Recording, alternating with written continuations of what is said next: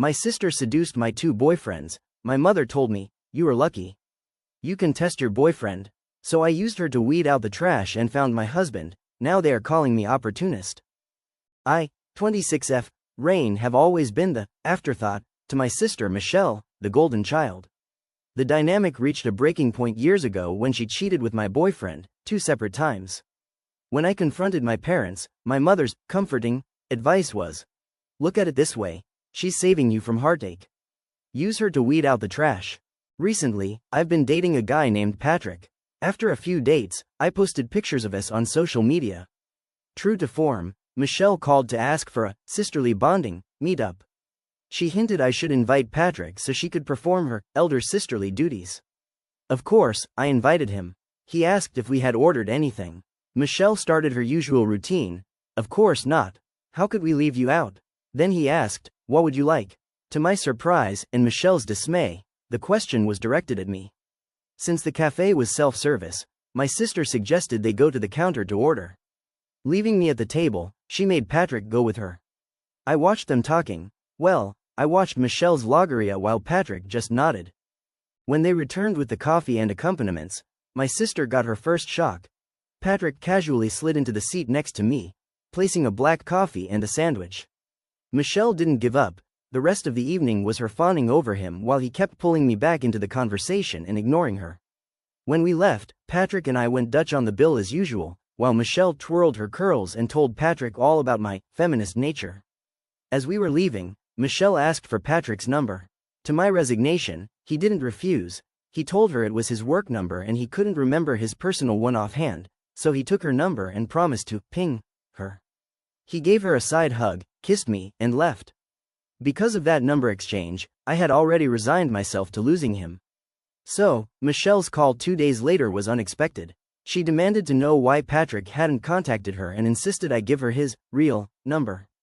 I was stunned, then told her I'd have to confirm with him first. Michelle accused me of not trusting her, and I disconnected. Immediately, my mom called, telling me I should trust family. I shut that down, telling her to stop interfering in trivial matters between sisters.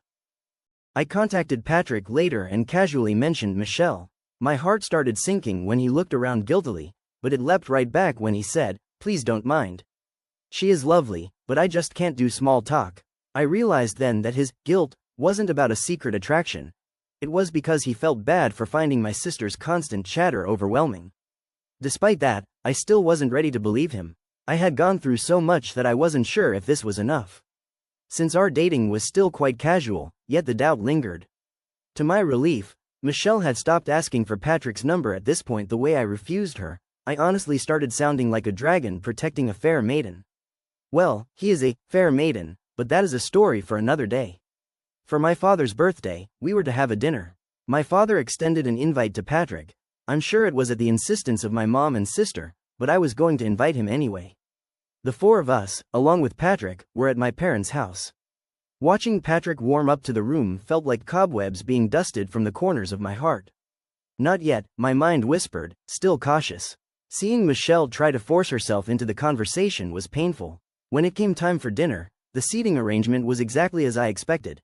Dad was at the head of the table. On the left were my mother and then me. On the right were Patrick and then Michelle. My mom and Michelle were already at the table when Mom said, "Rain, darling, I haven't seen you in so long. Come sit next to me." I knew exactly what she was doing, but I obliged. However, before we could start, Patrick brought out a cake and insisted we take pictures first. In the middle of the photo confusion, the seating shifted. Somehow, Patrick and Mom ended up right next to Dad, and I ended up sitting next to Patrick. Watching Michelle's face as she realized she'd been displaced was the absolute highlight of the night. Michelle managed to wiggle Patrick's number from him under the pretext of needing it for Dad, though it hardly mattered in the end. This led to her final, desperate attempt, the moment my fair maiden finally tempered this dragon. My parents had arranged a massive family vacation to Miami.